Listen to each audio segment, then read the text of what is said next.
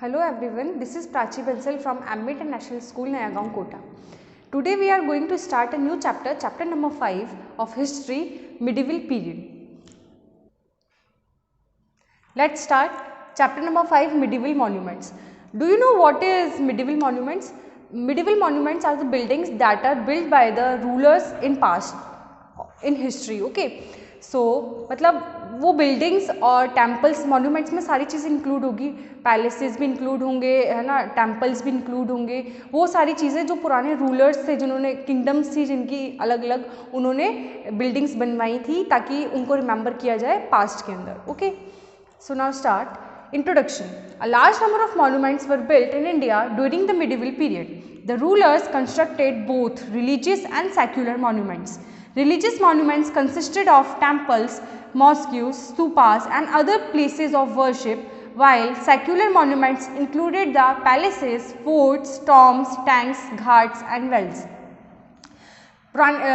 ये बता रहा है कि मिडिवल पीरियड के टाइम पे काफ़ी सारे मॉन्यूमेंट्स बने थे, काफ़ी सारी बिल्डिंग्स बनाई गई थी जो किंग्स थे उनके थ्रू, जिसमें बहुत सारी धार्मिक भी थी और कुछ ऐसी भी थी कि जिन पे सिर्फ धर्म से रिलेटेड नहीं थी कि हिंदू ही जा सकता है या मुस्लिम ही जा सकता है, वहाँ पे सब लोग जा सकते थे. Kings built palaces, forts and tombs to impress others with their wealth, power and position. और वो अपना पैसा, अपना रुतबा और अपनी पोजीशन दिखाने के लिए वो लोग क्या करते थे, अच्छे अच्छे महल, अच्छे अच्छे किले भी बनाया करते थे. They wanted to create beautiful, awe-inspiring monuments that would allow them to be remembered by the future generations. They built sarais, wells, tanks and schools to gain the goodwill of the common people and for their welfare. इसके अलावा उन्होंने लोग बाग आकर्षित हो ऐसी चीज़ें भी बनाई कि फ्यूचर जनरेशन उन्हें याद करे, उनकी ये जो चीज़ें थी उन्होंने जो बनाई उसको देखकर, जिसमें काफ़ी सारी चीज़ें थी, स्कूल्स थे, टैंक्स थे, काफ़ी सारी सराइस थी, और ये सब उन्होंने एक तरीके से लोगों की भलाई के लिए, अपनी प्रजा की भलाई के लिए भी किया था.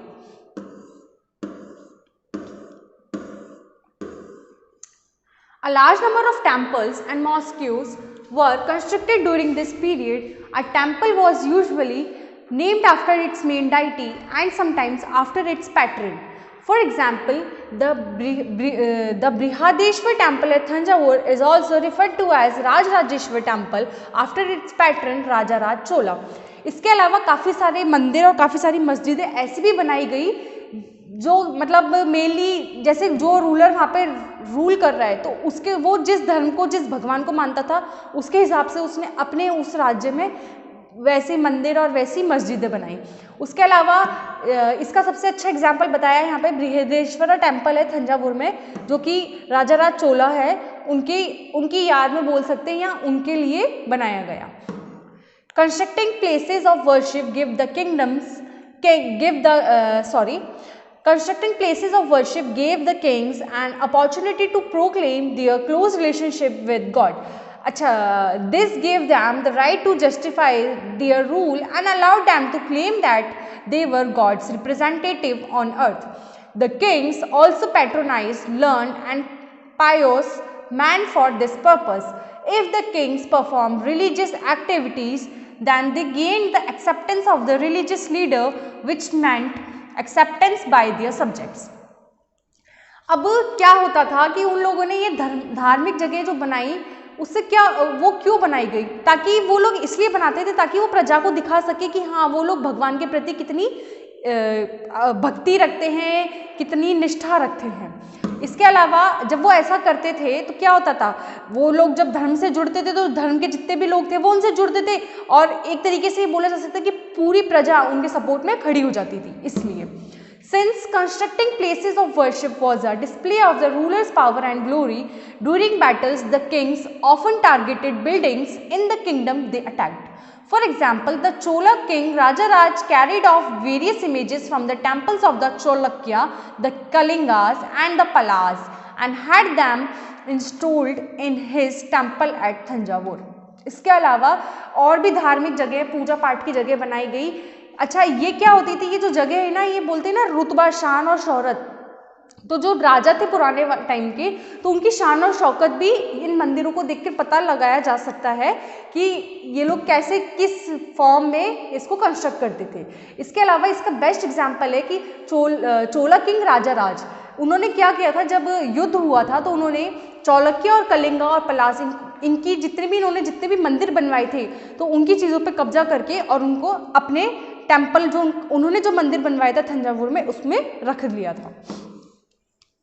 अब है medieval Hindu architecture. Medieval Hindu rulers constructed many beautiful palaces, some of which have survived till date. Among the most striking one is Mansingh palace in the Gwalior fort. Medieval, अब हमने बात करी थी पहले नॉर्मल की क्या क्या था,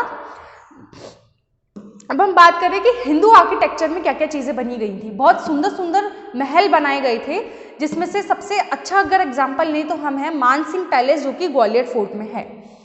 सम other famous constructions include palaces in Jaisalmer, और कुछ अलग अलग जगह भी हैं जैसे जैसलमेर में है, उदयपुर में, Jodhpur, Amer, and palaces built at Orchha and Datia was by Bundela prince Raja Vir Singh. Jat rulers built palaces at Bharatpur and Deeg in the 18th century. Maharaja Jai Singh founded the city of Jaipur. Raja Man Singh of Amber built the Man Mandir Ghat. इसमें बताया गया कि कौन से ruler ने, मतलब 18th century के अंदर अलग अलग रूलर्स ने अलग अलग पैलेसेस और फोर्ट्स बनाए। Surviving architecture of the south from 16th and 17th century includes the Lotus Mahal in Hampi, Chandragiri fort palace and the Thanjavur palace. इसके अलावा अगर बात करें हम लोग साउथ साइड की तो 16 से लेकर 17th सेंचुरी तक जितने भी थे उसमें इंक्लूड होता है लोटस महल जो हम्पी में है, चंद्रगिरी फोर्ट पैलेस और Thanjavur palace.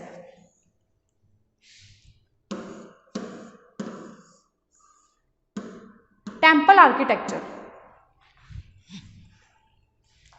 The medieval period saw a number of temples being constructed in different parts of the country.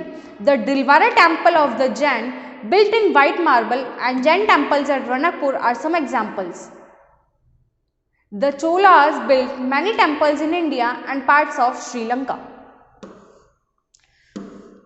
अब हम बात करें टेम्पल आर्किटेक्चर की कि जो मंदिर थे उनकी डिजाइनिंग वगैरह कैसे की गई थी। तो बता रहे कि मिडिवल पीरियड में हम अगर देखें अधिकतर जो मंदिर थे वो कैसे बने थे, अलग अलग, मतलब बहुत सारे मंदिर बनाए गए थे कंट्री, पूरी इंडिया के अंदर अलग अलग कॉर्नर पे बहुत सारे मंदिर बने थे। इसमें से एक मंदिर बता रहे दिलवारा टेम्पल जो कि जैन्स का मंदिर था, वो पूरा व्हाइट मार्बल के थ्रू बना था और वो कहाँ पर है, रनकपुर में। और ऐसे चोला थे, उन लोगों ने भी टेम्पल बनाए थे, अलग अलग इंडिया में भी बनाए थे काफ़ी सारी जगह, और काफ़ी सारी जगह उन्होंने श्रीलंका में भी मंदिर बनाए थे। There are primarily two distinct styles of temple architecture, namely Nagara style in the north and the Dravidian style in the south. अब जो मंदिर बनते थे वो दो ही स्टाइल पे बनते थे, two styles of architecture use की जाती थी। अगर हम नॉर्थ साइड की बात करें तो वो नगारा स्टाइल होती थी और साउथ साइड की बात करें तो वो द्रविडियन स्टाइल होती थी। फिर है both styles have certain common elements like the गर्भगृह एंड प्रदक्षिणा पथ। अब गर्भगृह क्या होता है, गर्भगृह वो कमरा जिसमें भगवान की मेन मूर्ति रखी जाती है, और प्रदक्षिणा पथ जो चारों तरफ हम लोग परिक्रमा करते हैं, किसी भी मंदिर में परिक्रमा लगाते हैं चारों तरफ, उसको बोलते हैं प्रदक्षिणा पथ। तो ये बता रहे कि अलग अलग डिजाइन में मंदिर तो बनते थे लेकिन सारे मंदिरों में एक कॉमन चीज होती थी, वो होता था गर्भगृह और प्रदक्षिणा पथ। However, there are some features that are unique to each style. The Nagara style is marked by a curvilinear temple tower Shikhar, while the Dravidian style is marked by a pyramidal temple tower Viman. The North Indian temple usually covered less ground than their South Indian counterparts. अच्छा, अब ये बताया है कि ये जो दो style थी इनमें गर्भगृह और प्रदक्षिणा पथ तो एक ही होता था, लेकिन इनका अलग क्या है कि जो चीज़ इनको अलग करती है वो चीज़ क्या है, वो ये है कि नगारा स्टाइल में जो मंदिर बनते थे उनमें कर्वीलिनियर बोलते हैं ना, गुंबज टाइप ऊपर के शिखर होते हैं ना भगवान का, वो होता था। और द्रविडियन स्टाइल में ऐसे लंबे पिरामिड स्टाइल में बनाए जाते थे जिसको विमान बोलते हैं। The Dravidian style was used for Hindu temples in modern Tamil Nadu from the 7th to the 18th century. The South Indian temple consists essentially of a square chambered sanctuary Garbhagriha which is topped by a pyramidal tower called Vimana. A Pradakshina path around the Garbhagriha allows for circumambulation. This passage may be heavily decorated like that of the Brihadeshwara temple which contains some of the most famous Chola paintings. The Vimana is a pyramidal structure that rises in several tiers. In front of the Garbhagriha is the Now further chapter we will continue in second part. Thank you.